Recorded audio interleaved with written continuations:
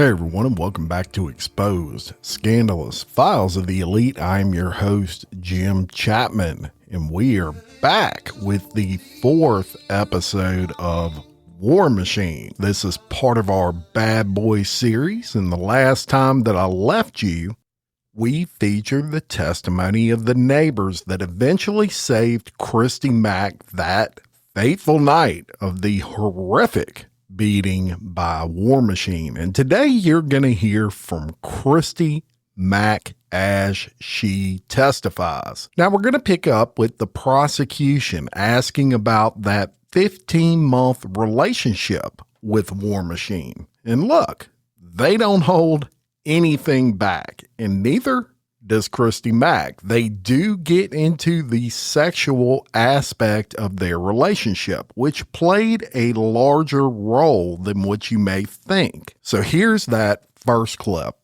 In that 15-month period, if I were to ask you, how would you explain your relationship? What would you say? Our relationship was definitely very, very passionate. And at times very violent, but sometimes extremely loving. Were there extreme highs in that relationship? Yes, definitely. Were there extreme lows? Yes, there were. Also during your relationship, both of you are somewhat, I should use the term like social figure or a celebrities. Would that be fair? I would say public figure, yes. Public figure. Okay, thank you. I think that's a better word. Because of that, do you have like an Instagram account? Yes, I do. Like Facebook? Yes. A lot of different social media outlets? Yes. And during that time period, did the defendant as well? Yes. Was it common for both of you to constantly kind of update what was going on through those social media outlets? Yes. When the two of you first met, you've already testified that you were working as an adult film star. In the beginning, did he have any issues with that form of employment? Not at all. That's actually how he found me. So I feel like he was totally fine with it. He had also worked in the adult industry, so I thought he would understand. Okay. At some point, did his viewpoint towards your job change? Yes, it did. In what ways? I wouldn't be able to have sex with him as frequently if I were working. Okay. And he did not like that at all. Towards the end, when I would come home from shoots, he would be disgusted by me, and he would tell me he was disgusted with me. Okay. He just generally didn't like sharing me with other people, which I totally understood. Okay. Did you, when you got home, would he want you to shower? Yes.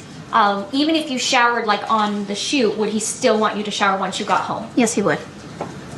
And you may have explained this, but I want to ask you a few more details. Before or after you've done a shoot for an adult film, you cannot have sexual intercourse with like a partner, is that correct? For me, I couldn't. For everyone, it's different, but for me personally, it was just uncomfortable. Okay. Like physically uncomfortable? Yes, physically uncomfortable. Due to the fact that you couldn't be intimate in these types of situations, would you try to please him in other ways, or would you try to make concessions? Yes, I would. Can you explain how you would do so? His sex drive was so high, and we just didn't match in that way. That I would. I'm sorry. Can you explain that when you say his sex drive was so high and you didn't match? Can you explain that, please? I'm not exactly a hypersexual person.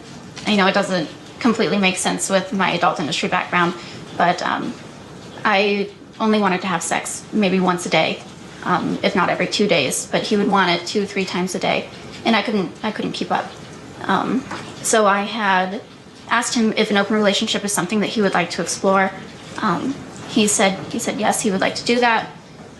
So I offered to let him have other women. And then I would also try and give him ways to make him feel special, such as doing things that I wouldn't do in any other relationship. such as like trying anal in my personal life, which I had never done. Just things like that. I would try and give him positive affirmations all the time, that he was the best, that he was the biggest, that he was everything that I could ever need and more. Okay. Because what you did for a living had become an issue between the two of you, are you saying that you had to develop, certain strategies to make him feel like he was special? Yes, of course. And since you were sharing yourself, professionally in so many different ways with other people, did it make him feel better if he was allowed to do things to you or with you that no one had ever done? Yes. Now, in regards to the open relationship, was it open to you as well? Could you have... Okay. No, I didn't need another sexual partner. I wouldn't be able to keep up with that if I can't keep up with him.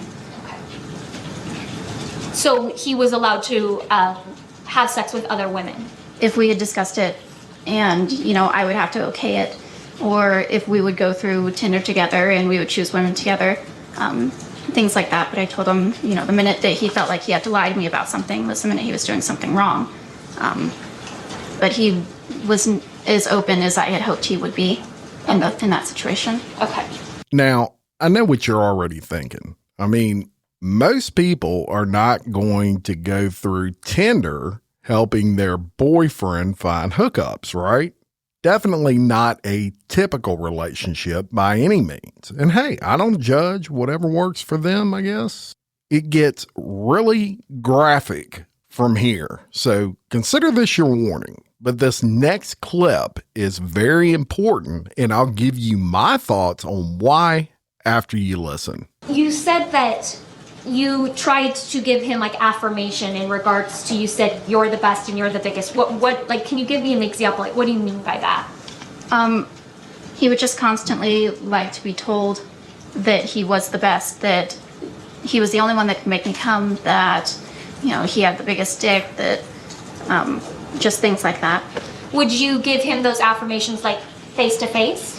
Face to face, during sex, through text messages, if we were to Skype, things like that. Fair to say that sex was something that was very important to him? Yes. And I think in any relationship there's common words that people use. Did he have a specific word that he used for sex? He would use sex a lot.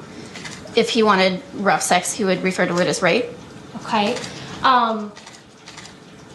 In social media, if he was talking about sex, did he ever use the term, I think it's pow pow, or? Yes, he would. Is that what that meant, sex? Yes. You just said the term rape. At some point in your relationship, was a discussion brought up about simulated rape, or what some people might refer to as rape fantasy? Yes, there was. And who brought that up? I did. And why did you bring that up? I brought it up. It was something that I had thought about before, that I had never acted out in any other relationship, that I thought would give him a sense of security, that I could give him something that I haven't done with other people before. Okay. And so you said you brought it up. Can you explain to me the conversation that you had with him? Was it in person, on the phone, via text message? I don't remember the exact conversation. I don't remember whether it was through text message or not. I believe it was through text message, but I can't be sure. Okay. And so, roughly from what you remember, what was the conversation in regards, do you want to do this, or? Yeah, it was basically just asking if that was something that he was interested in exploring with me, because it was something that I would be interested in trying. I don't believe we went as far as, creating our safe word or discussing the rules and the terms, because when you have a simulated rape fantasy, you have to go through the different steps to make sure that it is safe and comfortable for both of you. Can you explain in your words what you believe a rape fantasy or a simulated rape is? A rape role play. There's lots of words that you can use to discuss that type of thing that two people can do. Yes, there are. It's basically just rough sex that can be, I don't know, you don't want to ruin the whole fantasy part of it by discussing everything, but you want to lay down the groundwork of, this is how it's going to be. This is where it's going to be. This is what I would like to happen. This is going to be the safe word that I say if I'm uncomfortable. So that's basically what it is. Did you ever want to be like surprised by it? No, I wouldn't want to be surprised by it. I would definitely give a day and a time, like a location where I would be at a certain time. Like, this is what I would like to happen at this time. Okay. This is what I would like you to do to me, or for me to do to you at this time. And what, you talked about safety mechanisms, like a safe word. Yes. And I think you mentioned another one, I'm sorry. Was there another one, like it was a safety word, or am I making that up? Did you only say one? I feel like just a safe word. Okay, all right. Where was that conversation or idea in regards to the length of your relationship? Would you say it was in the beginning, the middle, the end? I wouldn't really know. It wasn't at the end. I know that for sure, but it could have been the beginning or the middle. Okay. Was consensual choking something that was also done in your consensual sexual relationship with the defendant? Yes. Now, did you choke him? No, I wouldn't choke him. Okay. He would choke you? Yes, he would. And would that be done at your request? Yes. When that would happen, were safety mechanisms used as well? I would hold on to his hand, and if he gripped too tightly, I would squeeze onto his hand or grab onto his leg with my nails and push my nails into him, and then he would back off. Okay. When you grabbed his hand and kind of squeezed, was he respectful and quit? Yes, every time. When you grabbed his leg and dug your nails in or whatever, was he respectful and quit? Yes. Now, did you catch that? If he wanted rough sex, he would refer to it as rape. That is a very important statement later on. And when we get to that section of the testimony, I will cover it further. But for now, keep that statement in the back of your mind. And keep in mind, in Christy Mac's case, this is role play. And that is important. Then they get into what the prosecutor refers to as consensual choking. Also very important later on. So let's continue on with the testimony. At some point in your relationship, did you decide to leave the adult film industry? Yes, I did. Do you know when that was that you left? Let's see. It was probably close to the end of summer in 2013. Okay, so relatively shortly after starting a relationship with the defendant? Yes, just a few months. Okay. And was that due to his feelings about it? Yes, mostly. I just wanted to make him happy. Like, I didn't want to displease him anymore. We had so many fights about me working in the industry, so towards the end, I would just stop going to my shoots. I would cancel my shoots. I figured if I could stop doing this, then maybe we wouldn't fight as much. And maybe this would make him happy. Okay.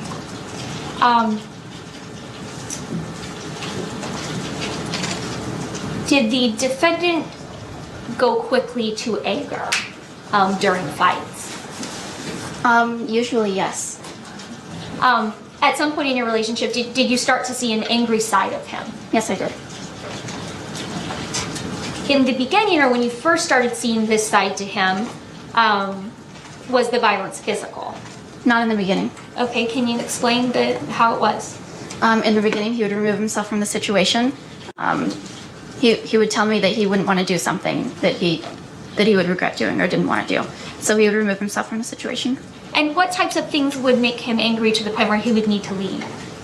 It could be anything. I don't remember any specific instances, but we would fight over little things. Like, what would be something little, maybe stupid, that you guys could fight about?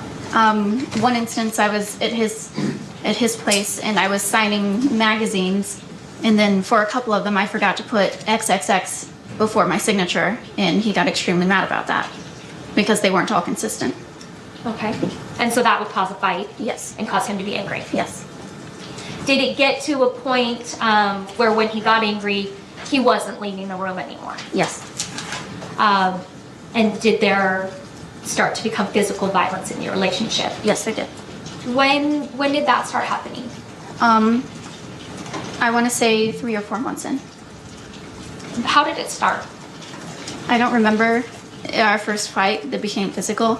I don't remember exactly what it was over. But when you say it became physical, can you explain to me what he would do, like physically violent-wise? In the beginning, it would just be like a slap in the face, and that would be it. Or just choking me, and that would be it. So when you say choking, we've already talked about choking in the bedroom, like consensual choking during sex. Yes. Would you consider that to be different than the choking you and I are talking about right now? Yes, it would be very different. Can you explain to me how? This was not at my request. When we were having consensual sex, I would request him to choke me.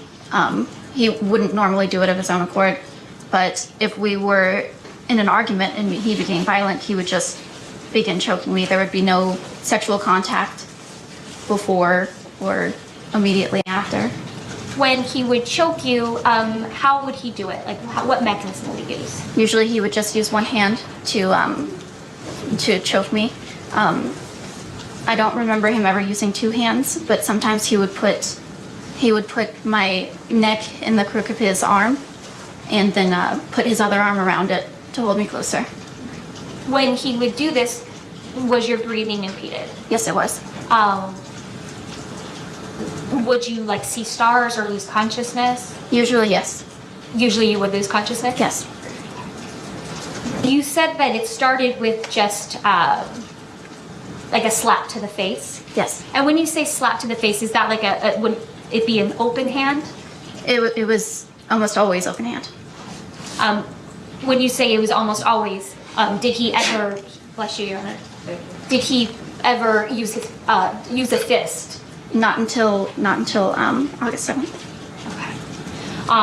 But before that, the hits were always just open hand or like a backhand? Yes. How often were these types of things happening, like the slaps or the chokes?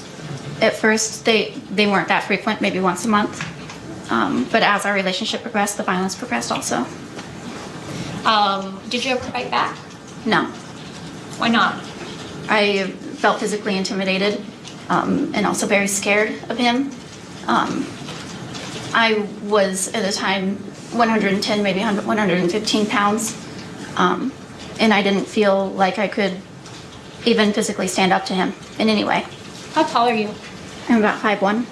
Now, in that clip, you heard about 4 months into the relationship, things started getting more and more violent to the point that the quote unquote consensual choking incidents became, well, not so consensual anymore. Ladies, if your man is having sex with you and just randomly starts choking you without you asking him to, consider that a really big red flag. And as it is in all abusive relationships, things get progressively worse. The more War Machine got away with as it relates to that abuse, the further he pushes. So in this next clip, the prosecutor asked Christy about a couple of specific incidents where the abuse was just horrible. In the first one, she discusses what she refers to as the Ferret Incident. Curious? Listen to this. He had come over, and I don't remember what I was giving him attitude about that night, but he felt that I was giving him too much attitude. And then he became angry that I told him that I gave my mom a ferret cage because we didn't need it at my house anymore. So that just set him off. And while I was cooking dinner, I stopped cooking dinner, and he picked me up by the throat and dragged me to the laundry room. What happened when she got into the laundry room? He began choking me. Was he choking you with his hands or with, his forearm? With his hands. When he was doing that, could you breathe? No, I could not. Was it a situation where you started seeing stars? Yes, it was. Did you lose consciousness? I don't know if I lost consciousness. When this happened, was he yelling at you, or is he just choking you? Do you remember? He was screaming at me, and I don't remember what he was yelling at me anymore, but he was just very angry that I hadn't talked to him about giving my mom the ferret cage, and he hated my mother. So giving something that I didn't ask him first to somebody that he didn't like was just too much for him. Okay. Did he hit you at all during that event? I don't remember now. This happened at your home here in Las Vegas? Yes, it did. And that home's in Clark County, correct? Yes, it is. Would you say that was in the beginning and the middle, towards the end of your relationship? That was in the early part of July of 2014, I believe. Were these types of things happening to you in San Diego as well? Yes, they were. Now, your mom lived with you in your home in Las Vegas. Yes, she did. And you said that the defendant hated your mom. Yes. And was there a constant, it went both ways, is that fair to say? Yes, it did. They both hated each other. Now, what stuck out to me was the control issue War Machine was developing at this point. I mean, he chokes her nearly to death over the fact she was giving her mother a ferret cage that was not even his. Why would he even care? It's control. He hated her mother, and he got triggered because it was not his decision to give away that cage. What a massive dickhead. So in this next clip, Christy gives another instance of abuse at the hands of War Machine. And this time he is even bolder, with Christy's mom actually present during the abuse. Here's what that sounded like. Was there an incident where you hadn't cleaned the snake's water out properly where your mom was home? Yes. Can you explain that incident? He had requested that I change the snake's water a couple of days before, and I did, but snakes, when they have substrate in their containers, they get substrate in the water containers. So while they had an adequate amount of water, it wasn't as clean as he would like, so he told me to drink the water. And then when I wouldn't, he picked me up by my neck and carried me up the stairs. By your neck? Yes. Where did he carry you all the way up the stairs? He took me to my bedroom. And what happened when you got to the bedroom? He just continued to choke me and yell at me.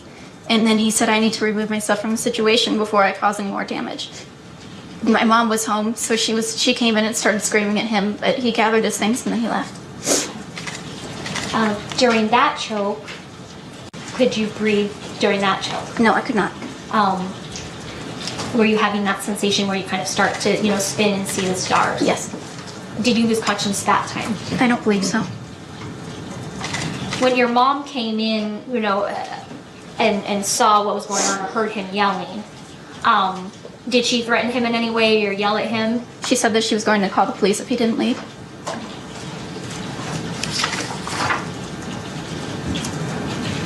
What time frame are we talking about in regards to that event? I don't know when that was. But it would have obviously been within that 15-month period. Yes. And that was at your same residence here in Las Vegas? Yes, it was. When he would do these things to you, like these choking events or slapping events, would he ever take any personal property from you? He would usually take my phone. And why would he take your phone? He was afraid that I was going to call my mom. Why would that scare him if you called your mom? Because my mom would call the police. Okay. You obviously didn't want him to take your phone. No. But would you allow him to? In the beginning, I would try and get it back, but I just realized it was easier to just let him have it. How many times would you think that happened where after a beating or a choking, he took your personal property away from you? It was extremely frequently, almost every single time. including the counts here, including the acts here in Las Vegas? Yes. Did you feel comfortable telling your mom or your friends that these types of things were happening to you? No, I hid it from my mom the best I could. I don't like my mom to worry about me, and then I also didn't want her to call the police on Jon, obviously. So when you were around your mom, since she lived there, how would you keep things a secret from her? I would hide in my bedroom for days on end. I wouldn't go and relax in the common areas of the house. But she also spent a lot of time in her bedroom or outside, so it was pretty easy to avoid her. Did you also travel a lot for other work type related things? Yes, I would travel to see Jon pretty frequently. Were you embarrassed that these things were happening to you? I was extremely embarrassed. I never thought that I could let that happen to me. I always saw myself as a strong individual, and I realize now that I shouldn't have been embarrassed, but at the time I definitely was. Did he ever threaten you if you did tell? Yes, he did. What did he say? He said he would send his Navy SEAL friends and the Hells Angels after either myself or my family if he went to prison. Did you know him to have friends that were Navy SEALs? Yes. Did you believe him? I did. I heard him on the phone several times, or what he made me believe, he was on the phone several times, calling these people and giving them my information, my phone number, my mom's phone number, my address.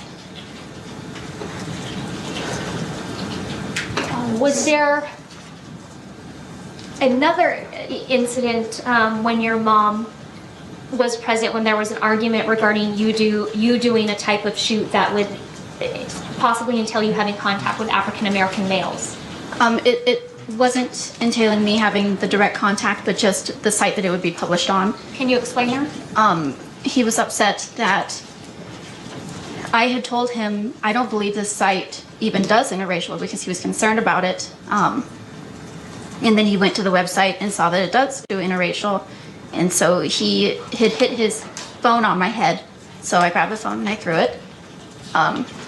And then he broke my phone, and then he broke my phone in half and picked me up by my throat and brought me downstairs into my bedroom and threw me down. Was your mom there for that? Yes, she was. Did she threaten again to call the police? Yes, she did. And when she did so, did he leave? We actually left together. Why did you leave with him? I didn't want him to be in trouble. I didn't want her to call the police on him. I convinced her, everything was going to be fine. After you would have a violent outburst, everything would be fine. So me leaving wouldn't, result in any more physical contact. Now, I absolutely feel horrible for this girl. And all of this that you're hearing, it's typical of abusive relationships. The threats, Christy Mac making excuses for this world-class trained fighter, mind you, that is abusing the shit out of her. And do you see the escalation here in abuse? I mean, this is like textbook stuff right here. We'll continue on. Did you ever have like gold-plated fangs? Yes, I did. Can you explain kind of what they look like and where you got them from? They were just caps that go over my incisors, and they're pointy. They basically just look like gold fangs. Where did you get them from? A guy in California offered to make me things at a discounted rate, and that's something that I had put online that I wanted, so he contacted me and told me that he would do it. Okay. And so did there come a night when you wore those fangs out in public with the defendant here in Las Vegas? Yes. Where did you guys go? We went to a sushi dinner right down the street. And right down the street from your home? Yes. And can you explain, was there any violence that night? As we were going home, well, throughout the day, he was driving from San Diego that night. Throughout the day, he had given me a lot of hell about, me getting these things and me posting something for this guy that made the things for me. Well, why did he care about the fangs? just because another guy had made me fangs. Okay. Even though I had paid for them, and I'm not sure exactly why he was so upset about them. But so he had given me, hell about that all day, and then we went out to dinner. I wore a wig, which he also didn't like, and then I had just gotten the fangs, so I wanted to wear my new fangs. And as we were on our way home, he just started screaming at me about them, and I gave him some attitude. I said, I like my wigs, I'm going to wear my wigs. I like my fangs, I'm going to wear my fangs. What happened when you gave him the attitude? He ripped my wig off, and I took my fangs out because I knew he was going to hit me next, and I didn't want to either chip my teeth or swallow one of the fangs. Okay. And so you took them out. What Yes. happened after you took the fangs out? I put them into my bag, and he began screaming at me more and more, and he turned the car around to go back where we came from. And before we got back to where we came from, he turned down Maryland, right next to the Boulevard Mall. I had taken my seatbelt off because I knew if we hit a stoplight, I'd be able to escape and I wouldn't have to get hit this time. Okay. So I took my seatbelt off without him noticing, and I tried, when we reached the stoplight, thank God we hit a stoplight, I opened the door to try and escape, and he pulled me back in by my hair and slammed my head down on the dashboard, which chipped my tooth. And then he was still really mad, so he grabbed my head and brought me in and bit my chin right here. In the left part of your bottom chin? Yes. And I don't remember how many times he hit me after that, but he turned down the side road by the Best Buy, and he said, now I have to kill you because people saw you trying to escape. He said, now I have to take you to the desert and kill you. Did you feel, I know it seems like a silly question, but did you feel like at that point you could leave? No. Did you feel like you were in danger? Yes, I did. Were you emotional? Were you crying? What were you doing? I still have my seatbelt off. I was bent over crying, and at some point he punched me in the back. And then he took me to a gym parking lot, and he calmed down a little bit, and he licked his hand and tried to wipe some of the blood away. He told me he couldn't take me home like this because my mom was home. He told me he had to clean me up, but everything was gonna be fine. And then after that, he took me home. He went inside first. When my mom greeted him, he said that I was just, getting some stuff out of the car and that I would be in shortly. And then when she went back to her room, he allowed me to come in and go upstairs and clean myself up. What were your injuries after that incident? I had a black eye, and I had a cut under my eye. I had a scratch on my nose where he had hit me. I had a bite mark here. And that's pretty much it. My chipped tooth. During these types of incidents, would he ever say anything to you when he was yelling? I mean, was he angry with you and yelling at you? Yes, he was. What? Give me an example of what he would say during an incident like that by the mall. He would just tell me I was stupid. He would tell me, in this instance and several other instances, he would tell me that he had to kill me because people would see, or because I had made him so angry that he would have to kill me so he wouldn't have to do this again. He would yell all sorts of things at me. When you would have these marks on your face, did you feel comfortable going out in public? No, I did not. When you do go out in public, is it often that people approach you and ask for either an autograph or to take a picture with them? Sometimes, yes. And so, is that one of the reasons why you didn't want to be seen in public? Yes, I'm also just a homebody. I don't like to leave normally anyway, but even for things like going to get coffee or something like that, he would do it for me in the days after. If someone like a family member or a close friend that you did see, if they noticed markings on your face, what would you say to them? I once told my mom, I just fell down the stairs in my bedroom. Of course, the cliche, I fell down the stairs. But I ended up using that.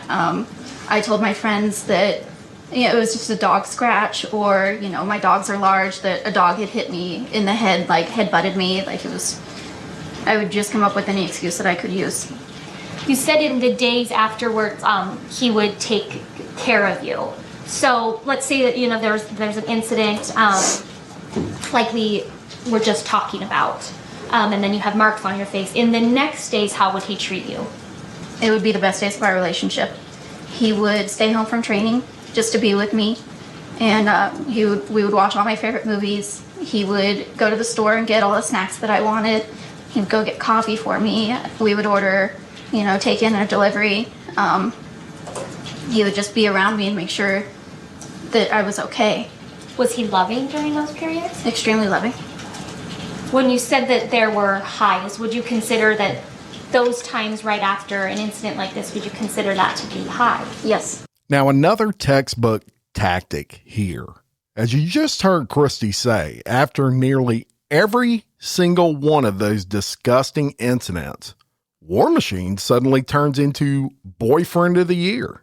And that is so common. And it's how these assholes keep these women locked in this abusive cycle. It's the hope for change, right? The one that is on the other end of that abuse always believes that that person is going to change. We continue on. After the Boulevard, the parties referred to that incident as the Boulevard Mall incident because I believe that happened near the Boulevard Mall. Is that correct? Yeah. And obviously when I say the Boulevard Mall, I'm talking about here in Las Vegas and Clark County. Yes. Did you take pictures several days after that happened? Yes, I did. Could you go ahead and take a look at those and let you know if you recognize them? Yes, I do.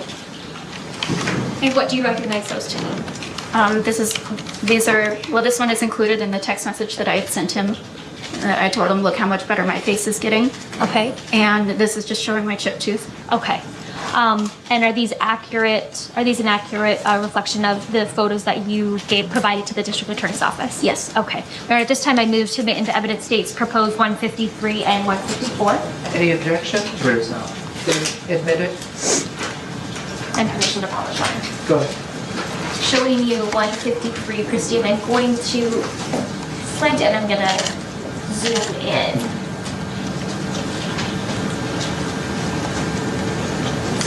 Focus in just one sec. There we go.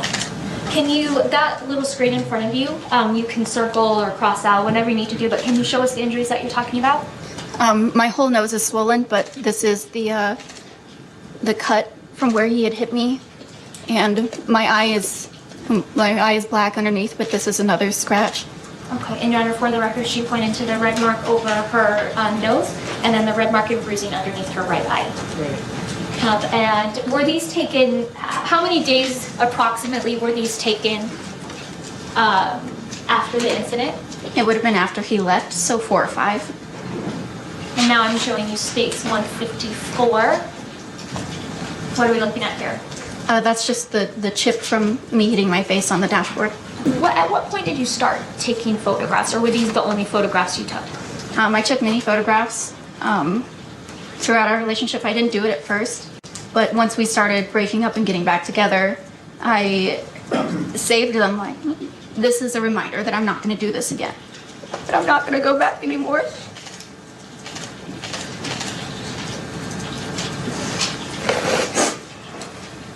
Did you keep them kind of out in the open?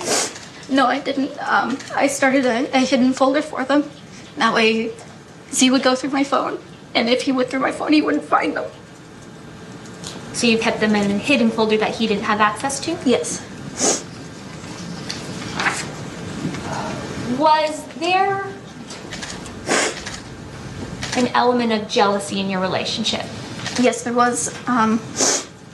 Both of us were a little bit jealous, but I was more so.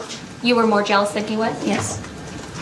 And would you guys get mad at each other in regards to, you know, if there were a lot of females following him on Twitter or a lot of males following you on Twitter? Yeah, he would just get in conversations with other females in public, like on public tweets and things like that, and that would make me upset that he was flirting with women in the open because I thought it made me look foolish.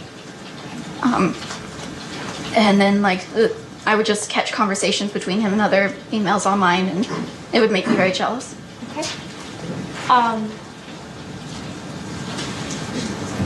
You said that, you don't find yourself to be an over-sexual person. He's correct.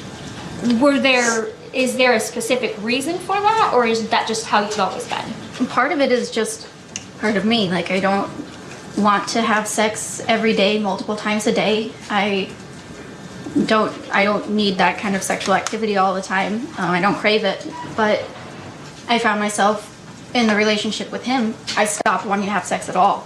Why was that? I just didn't enjoy it anymore. Most of the time it was painful.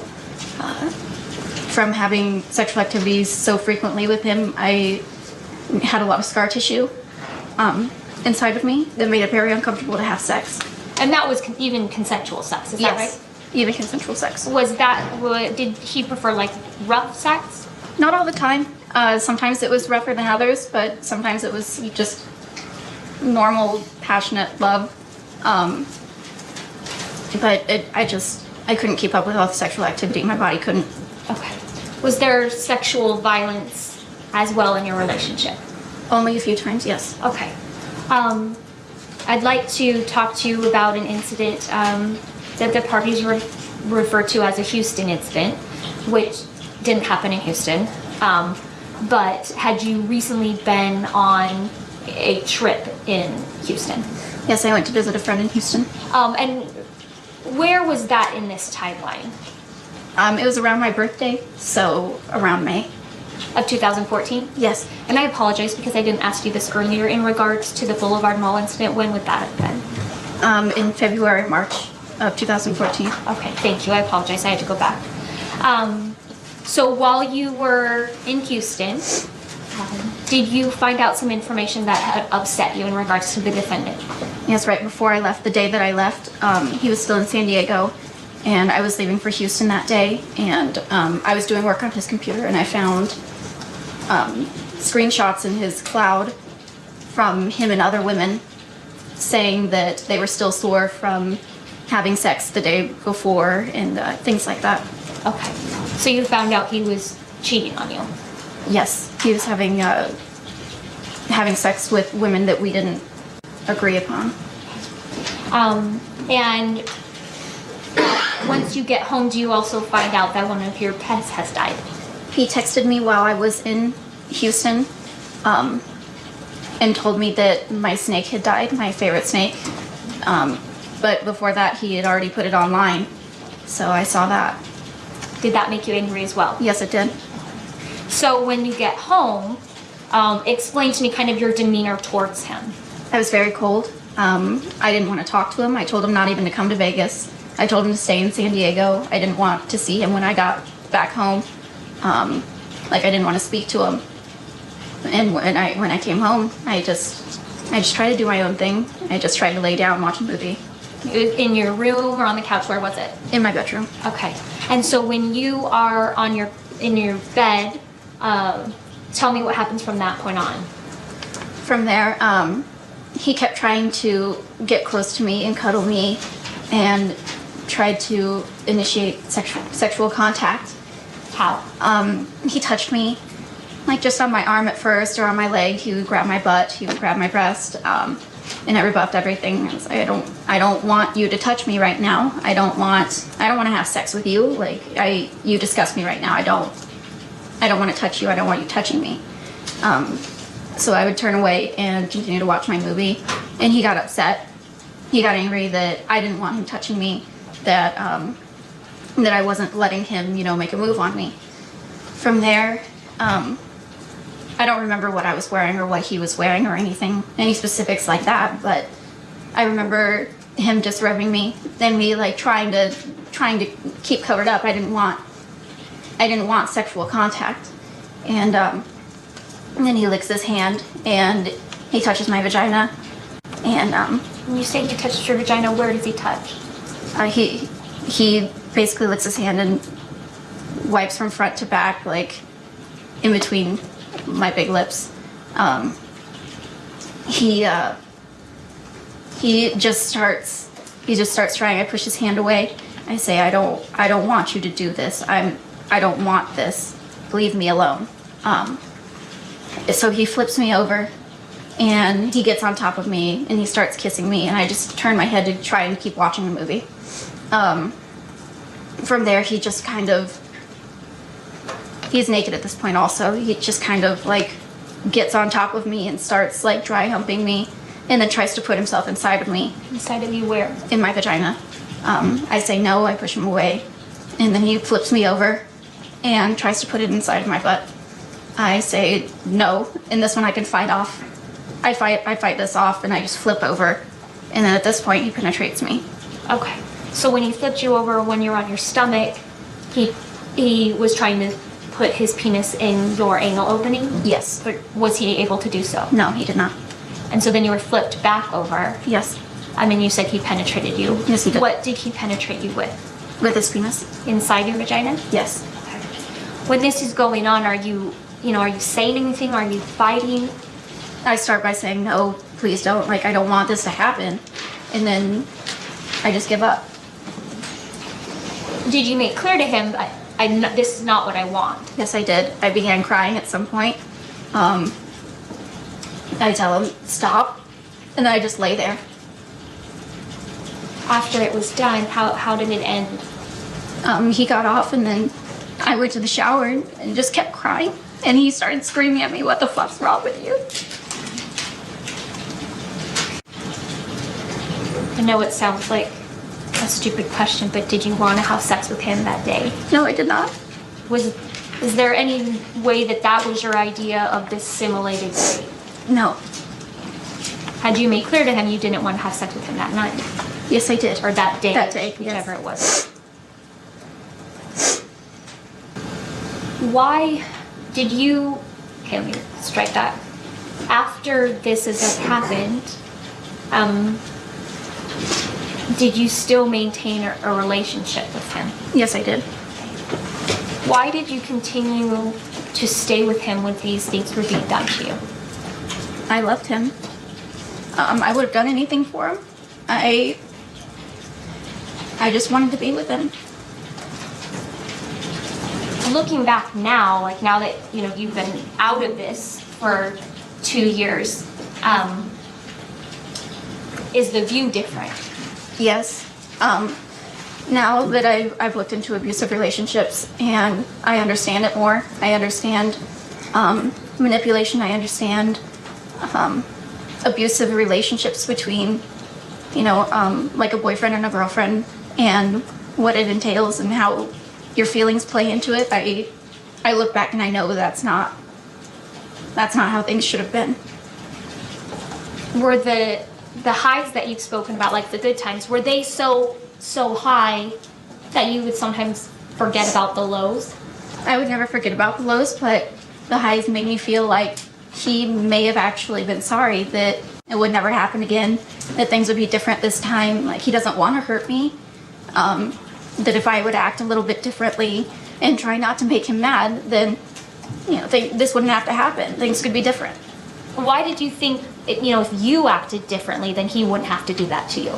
Every time he would hit me, he would tell me, if I didn't do this action, then that I wouldn't have to hit you. That this wouldn't happen if you hadn't done something. Did you believe that? Did you think that was... Sometimes I did. Sometimes I really thought, if I wouldn't have done this, it wouldn't have happened. So, I mean, a lot of this blew my mind. But the fact that this asshole starts cheating on her after putting her through hell that she is going through, coupled with the fact that she actually allows him to be with other women so long as she knows about it. I mean, what the hell? Now, what about Christy Mac's friends? Did any of them know this was going on? This is some pretty serious abuse by this point in the relationship. Well, she addresses that, as well as the role steroids may have played in War Machine's behavior in this clip. Were there some friends that either knew or assumed that some of these things were happening to you? Yes. And who would those friends be? One of my closest friends, Francesca, and her husband, Josh. They had seen me at a Christmas party that they were hosting. I came in and I had marks on my face that they had seen.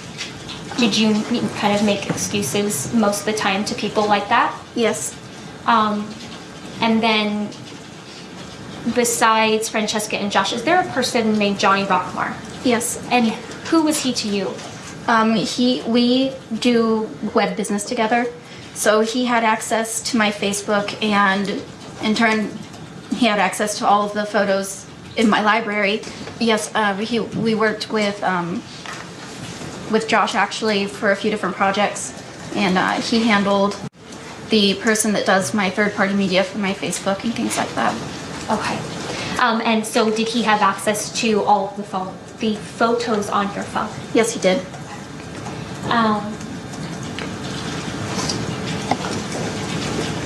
I want to ask you some questions about social media. Did you ever post on social media that Jon was doing these things to you? I did a couple of times. And first of all, why did you make that decision to do that? It would usually be right after a breakup, and I thought, if I let other people know that this is happening, I'd be less likely to go back to him, because it would make me look bad. So I would, and it would also be to make him look bad. So I would post on Twitter a couple of times that he had hit me.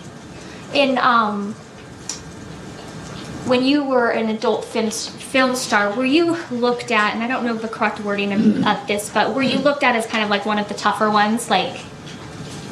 Image-wise? Yeah. Yes. Like you were more, you're covered up now, but you have tattoo sleeves, correct? Yes, and I had a mohawk at the time. Yeah. A really dark hairstyle. And so you said that you posted these types of things because you felt like if you let other people know, you'd be more embarrassed to go back to him? Yes. There is, were there a couple of sayings that the defendant had that he would usually either say to you or post like on social media? There were a couple, yes. What were they? One was alpha male shit, which he later developed into a clothing company. Okay. And the other is real men rape. What is the real men rape thing? It's just something that he started saying about like forcefully taking something that you believe is yours. So he would say that pretty much at any time that he felt like it. Would he also post it to social media? Yes. And was there a time on Twitter when, I don't know if it was Twitter or Instagram, so forgive me, that he had said that he had just raped you? Yes, that was Twitter. Okay. And was that met with a certain degree of anger by the general public? Yes, and the company that was employing him at the time had called him and said, you need to take this down, you need to do something, we're going to fire you. Basically things of that nature. Okay. Do you recognize all those things? Yes, I did. And what do you recognize them to be? Tweets that Jon and I had both made. Okay, and is that a fair and accurate depiction of the tweets that you made in regards to the statement we're talking about? Yes. Okay, Your Honor, at this time I move to admit into evidence State's Proposed 209. Any objection? No. And Admitted? thanks you, Judge. In regards to State's 210, can you go ahead and take a look at that?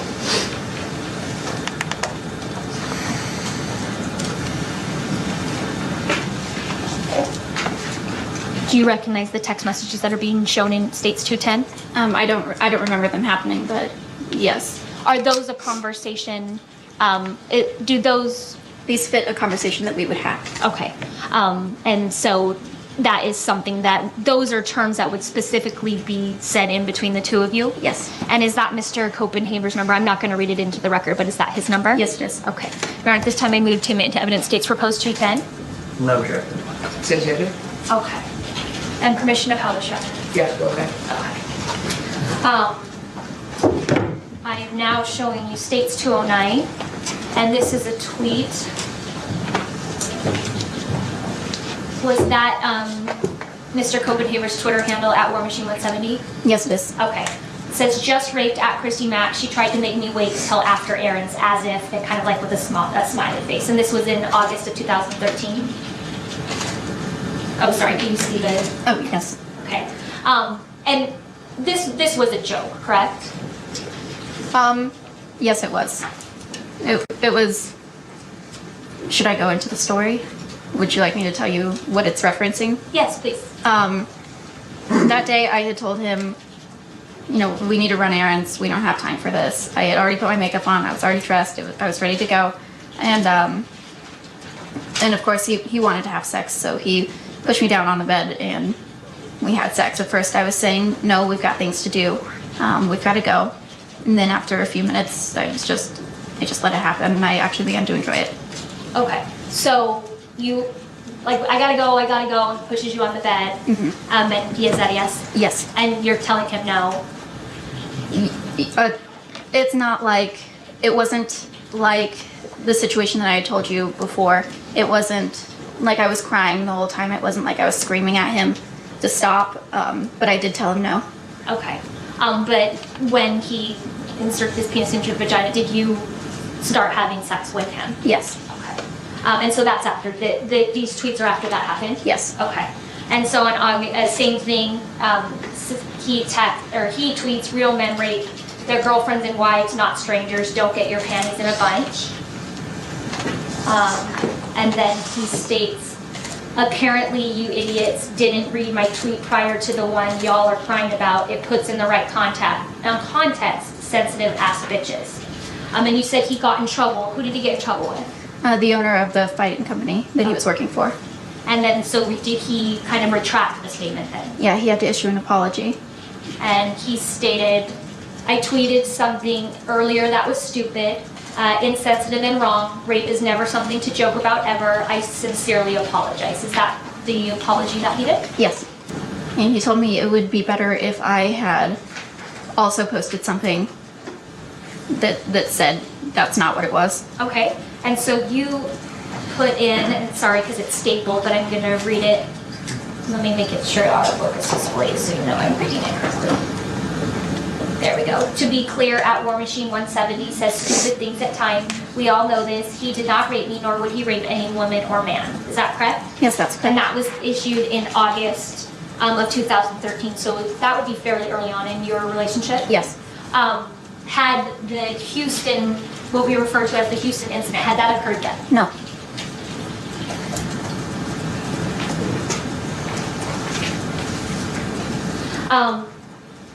And showing you now states 210, which is text messages between you and Mr. Koppenhaver. He sends you a text message. He sends you a text message that says, cool, 823, I love you, sorry I'm a jerk sometimes. And then says, WTF, you knew I hate him, your dog will kill. And then you say rapes. His response to that is real men does, and you say you're a real man. Yes. So explain to us the context of this experience, this conversation, please. A lot of times when we were having conversations and he was angry with me, I would say things to redirect him, usually sexually.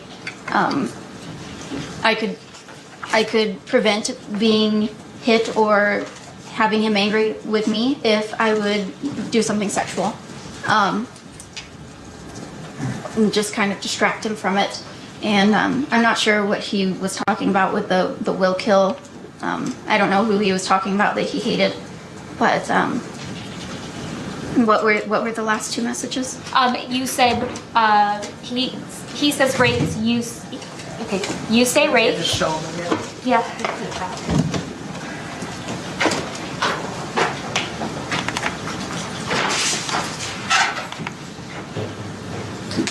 And then this was just an affirmation that he is a real man, that I would tell him all the time, like, yes, you're the best. You're a real man. You're everything.